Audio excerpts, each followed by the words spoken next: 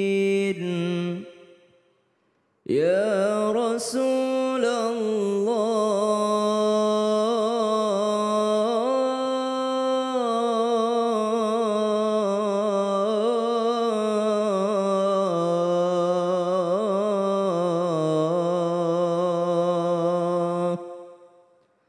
صلى الله عليك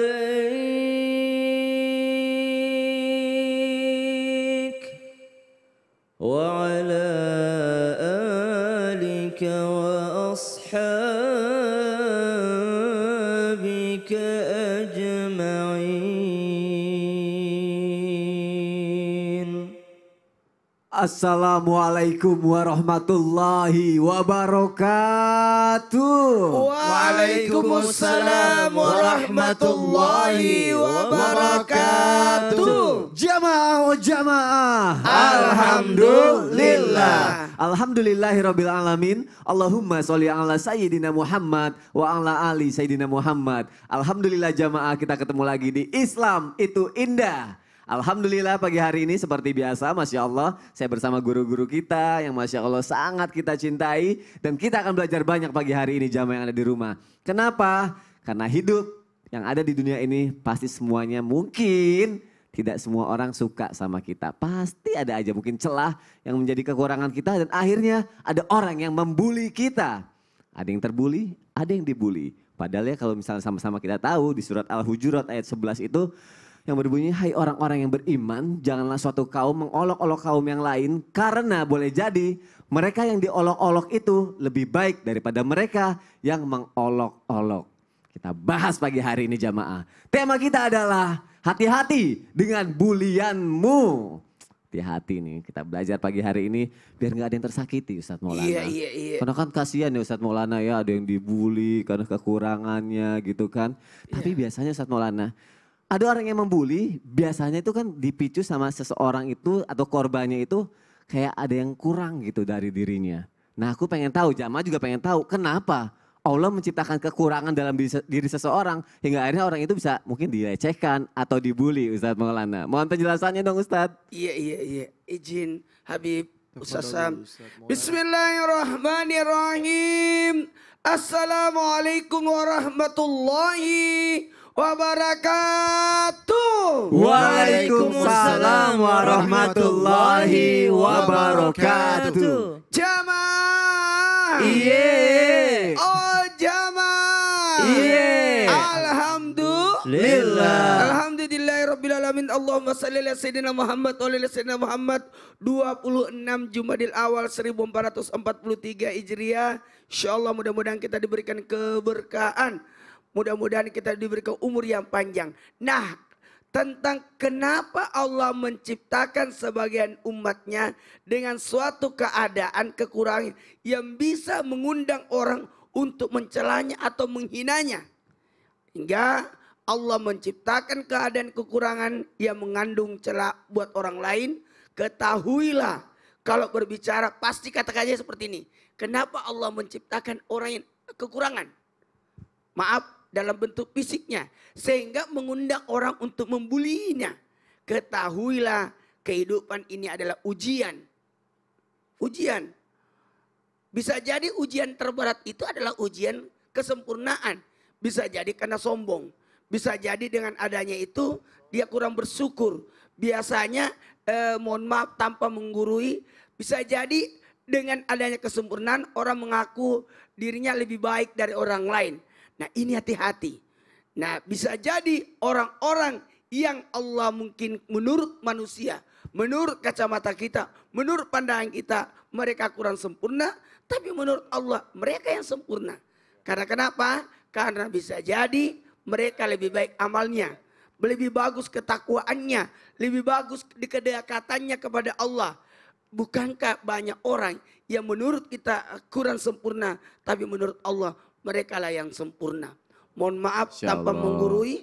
Saya kemarin hadir di acara pengajaran untuk Al-Quran Menjawab. Oh bukan. Brilian. Oh broiler. Apa? Berbraille. Ya, itu Braille.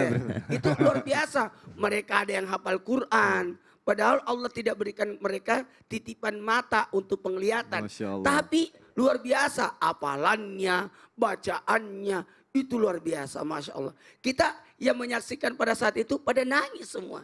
Masya Allah, tabarakallah. Semoga Allah memberikan keberkahan buat mereka. Dan pembelajaran berikutnya. Kenapa Allah menciptakan, mohon maaf, ada orang menurut kita. Mereka tidak sempurna. Sebenarnya mereka adalah orang-orang yang diselamatkan oleh Allah. Dari apa? Dari pertanggungjawaban. Tanggung jawab dari mana? Dari tanggung jawab dari atas apa yang ada padanya. Ada orang tidak diberi mata. Berarti tidak akan ditanya tentang apa yang dilihatnya. Sementara kita yang diberikan kesempurnaan mata, bisa jadi itu adalah ujian untuk ditanya pertanggungjawaban dari apa yang pernah kita lihat. Jamaah yang dimuliakan oleh Allah, pembelajaran besar buat kita. Lalu, gimana nih? Kenapa Allah menciptakan ada orang yang jadi, maaf saya pinjam kata-kata ini, jadi bahan bulian atau memancing orang untuk membuli dia. Sebenarnya itu ujian buat kamu, bagaimana bisa diri kita untuk bisa menahan diri kita untuk tidak menghina orang, tidak meremehkan orang, tidak menyakiti perasaan orang. Apalagi maaf, yang engkau hina ya adalah ciptaannya Allah. Jadi sebenarnya bukan mereka yang kau hina, tapi yang kau hina adalah siapa yang menciptakannya. Ya Allah. Iya, jadi otomatis yang kita ini adalah penciptanya. Penciptanya. Adalah Allah. Jadi hati-hati membuli orang. Berarti orang nganggap kita sempurna, tapi ternyata kita sempurna di mata Allah ya. Karena Iya. Allah yang menciptakan kita ya Ustadz ya. Yang menciptakan adalah Allah. Kira-kira yang marah siapa sih? Kalau kita lihat ada Allah. Masya siapa? Allah. Pemiliknya. Terima kasih Ustadz Maulana untuk Iya, penjelasannya. Jadi kalau ada yang dibully jangan merasa sakit hati. Karena mereka bukan Allah yang menciptakan kita, yang bukan ngasih kita rezeki gitu ya. Iya. Jadi jangan pernah akhirnya kita jadi down jamaah yang ada di rumah. Ini baru pertama, banyak sekali yang akan kita bahas pagi hari ini untuk lebih semangat lagi dalam hidup kita bagi orang yang terbully ya. Ada tayangan dulu yang mau aku kasih lihat, bocah 12 tahun dianiaya teman wanitanya di kamar. Kita lihat tayangannya jamaah, silakan. Dikutip dari Tribun Jakarta, korban yakni F 12 tahun, sementara dua pelaku adalah teman bermainnya, yakni S dan juga R. Satu pelaku dalam video viral yang beredar berkali-kali membentak korban karena kesal dituduh tak perawan. Korban pun tertunduk lesu saat pelaku membentak dan menunjuk wajahnya. Pelaku juga menampar wajah korban berkali-kali. Bahkan pelaku juga mencekik dan menendang korban meski korban tak melakukan perlawanan sedikit pun.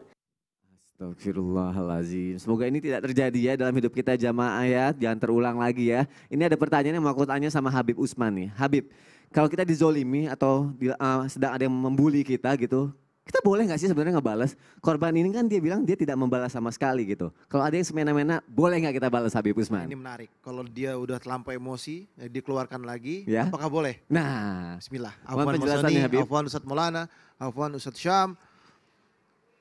Bismillahirrahmanirrahim. Assalamualaikum warahmatullahi wabarakatuh. Waalaikumsalam warahmatullahi wabarakatuh.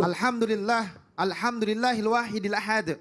Alladzi lam yalid wa lam yulad wa lam yakul lahu kufuwan ahad. Laisa kamitsli syai'un wa huwas samiul basir. Summa fasalli wa sallim wa barik ala sayyidina wa nabiyina wa maulana Muhammadin wa ala alihi wa sahbihi ajmain, amma ba'du.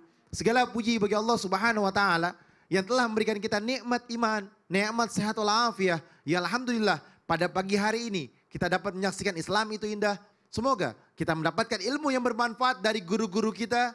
Insya Allah bisa diamalkan untuk diri kita, suami kita, istri kita, dan anak-anak kita. Insya Allah mendapatkan keberkahan dan keridhaan Allah Subhanahu wa taala. Amin, amin ya Allah ya Rabbal alamin. Alamin. Cara pembelaan kita ketika kita dibullying, dihina, dan lain sebagainya, apa yang harus kita lakukan menurut ajaran baginda Nabi besar Muhammad SAW?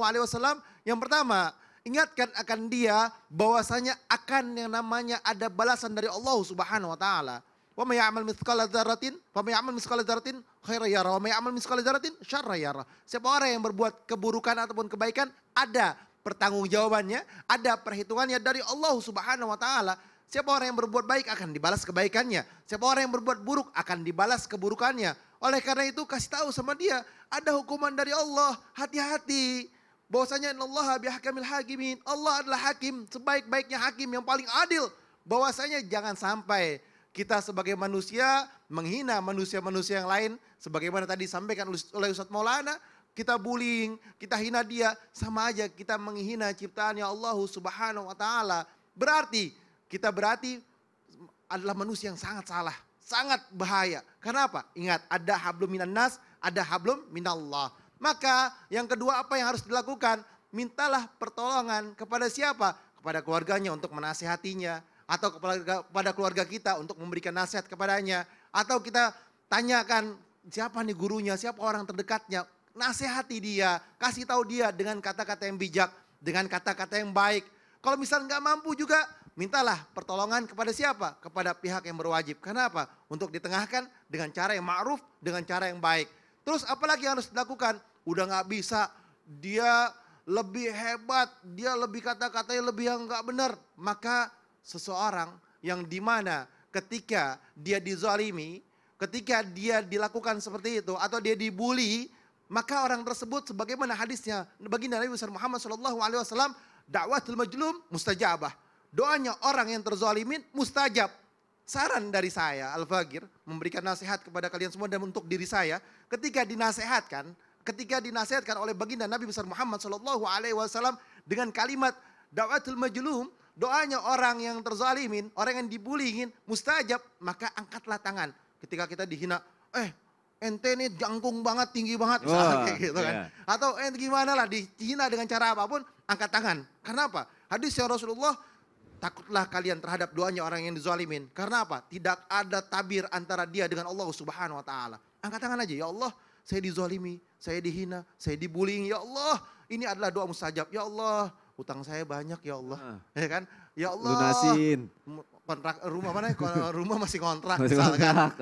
Wah ini itu macam-macam. Doa aja ya Allah, dimudahkan urusan dunianya, mudahkan urusan akhiratnya. Minta sama Allah dengan sebaik-baiknya permintaan. Karena apa? Orang yang lagi dibully ini doanya diijabah sama Allah. Angkat tangan, minta sama Allah, niscaya akan dikabulkan doanya sama Allah. Minta yang baik-baik, kesehatannya, keberkahannya, nikmat dia di dunia dan di akhiratnya, nikmat untuk ibadah semakin dekat sama Allah Subhanahu wa taala, semakin bertakwa, rezeki yang banyak, rezeki yang berkah, yang halal dan thayyibat dan sebagainya. Minta sama Allah, punya masalah ini, masalah itu, minta sama Allah. Karena apa?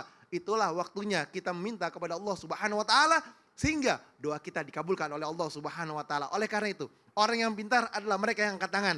Orang yang pintar bukan membalasnya dengan kekuatan dan emosional. Minta sama Allah agar Allah Subhanahu wa taala kabulkan daripada doanya. Gitu hebat. Masya Allah, kalau Allah ridho juga pasti akan terbalas ya sama Allah ya Habib ya. Betul. Berarti pertama kalau kita dibully, kita minta tolong dulu sama orang sekitar atau keluarga. Kalau tidak mampu juga sama pihak berwajib, lalu minta sama Allah Subhanahu wa taala ya. Masya Allah. Terima kasih Habib Usman untuk penjelasannya. Dan saya yakin sekali kok sama orang Indonesia, sesama kita pasti akan saling tolong menolong dalam kebaikan pastinya. Aku punya tayangan nih jamaah nih. Viral, bocah aniaya neneknya. Kita lihat tayangannya jamaah, silakan. Seorang anak berbaju oranye menghampiri wanita tua yang sedang menjemur baju. Sambil marah-marah, anak laki-laki tersebut malah menendang wanita tua yang ternyata adalah neneknya. Tak hanya menendang, anak laki-laki itu juga tampak memukul-mukul sang nenek. Sang nenek tampak tak menghiraukan aksi cucunya dan melanjutkan menjemur baju. Bocah tersebut geram dan kembali menendang neneknya dari belakang sebelum sang nenek masuk ke dalam rumah. Dari keterangan video diketahui insiden tersebut terjadi di Desa Blaru, Kecamatan Pati, Jawa Tengah. Ini sebagai orang tua kayaknya sebenarnya kalau ngeliat tayangan ini agak geram sih ya. Tapi kita harus belajar jamaah yang ada di rumah ya. Ustadz Syam, aku mau nanya. Sebagai orang tua bisa gak sih mengenali sifat anak nih? Kira-kira nih anak gedenya nih bisa ngebully orang nih. Atau dari kecil nih anak nih bakal ngebully orang nih. Bisa ketahuan gak sih Ustadz Syam sebenarnya? Biar kita belajar gitu. Kenapa Ustadz? Untung bukan saya yang bahas ya. Mana geram Bisa banget. geram banget ya. Ya dari aku pertama kali lihat video itu. Iya, masa anak kecil gitu sama orang tua, sama neneknya. Ya Allah. Ustadz Syam, biar gak ada lagi yang kayak gini, aku mohon penjelasannya Ustadz. Siap, tabik guruku Habib Utsman, Ustaz Maulana, Mas Soni serta guru-guru kami yang Allah Subhanahu wa taala. Bismillahirrahmanirrahim.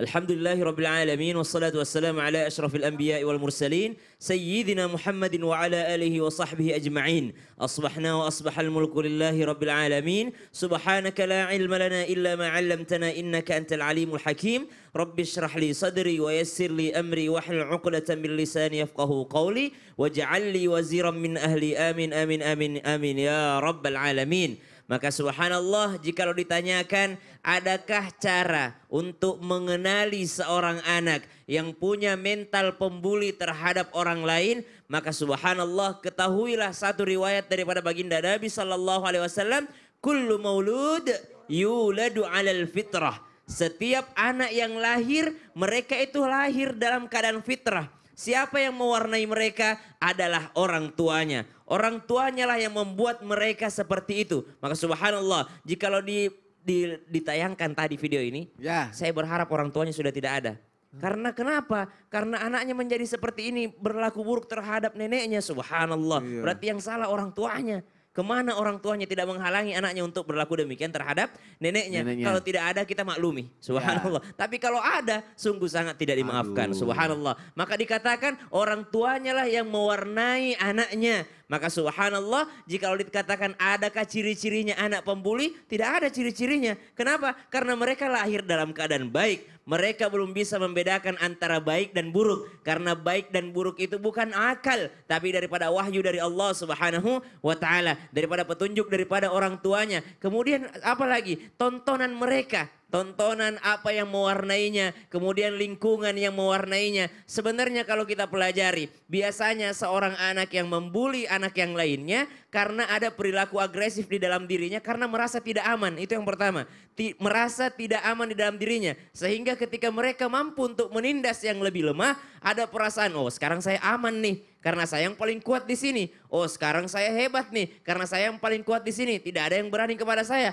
Maka yang pertama pemicunya adalah merasa tidak aman. Biasanya merasa tidak aman ini dimulai daripada keluarga, subhanallah. Maka kitalah sebagai orang tua yang mendidik anak ini, menjadikan anak ini sebagai anak yang tahu antara baik dan yang benar, antara baik dan buruk, antara benar dan salah. Maka subhanallah. Kemudian yang kedua dikatakan dalam Al-Quran, ba'da naqul a'udzu billahi minasyaitonir rajim. Ar-rijalu qawwamuna 'alan nisa'i bima faddalallahu ba'dahum 'ala ba'd. Maka kita sebagai pemimpin rumah tangga, kita sebagai imam rumah tangga, kitalah yang menjadikan anak-anak ini menjadi anak yang baik.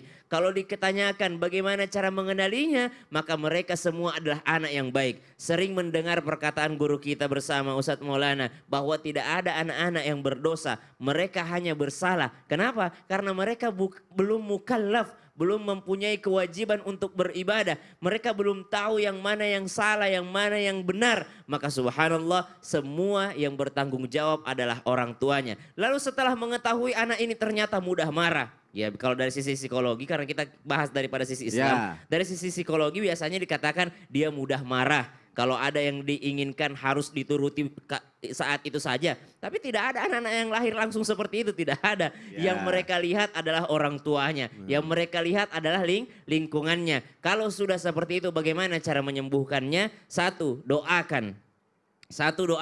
Kenapa? Karena anak itu dari Allah Subhanahu wa taala, titipan dari Allah Subhanahu wa taala. Jangan pernah lupa untuk mendoakannya siang dan malam, baik di waktu sepi ataupun di waktu ramai. Maksudnya di waktu mereka ada di samping kita ataupun mereka tidak ada di samping kita, doakan, titipkan kepada Allah Subhanahu wa taala. Guru kami mengajarkan membacakan surah Ali Imran ayat 200. Ya ayyuhalladzina amanu sabiru wasabiru warabitu wattaqullaha la'allakum tuflihun. Ya Allah, jadikan anak ini anak yang sabar. Kemudian membaca doa daripada guru-guru kita, Allahumma barik lana fi auladina wa la tadurrahum wa waffiqhum li ta'atika warzuqna birrahum. Ya Allah, bimbing selalu anakku ini ya Allah. Jangan engkau biarkan mereka tersesat. Jangan engkau biarkan mereka menjadi anak yang membuli kepada orang lain. Maka subhanallah, yang pertama mendoakan. Yang kedua, banyak orang tua susah menasehati anaknya tanpa bermaksud menggurui ataupun mengajari karena tidak melihat contoh dari orang tuanya sendiri.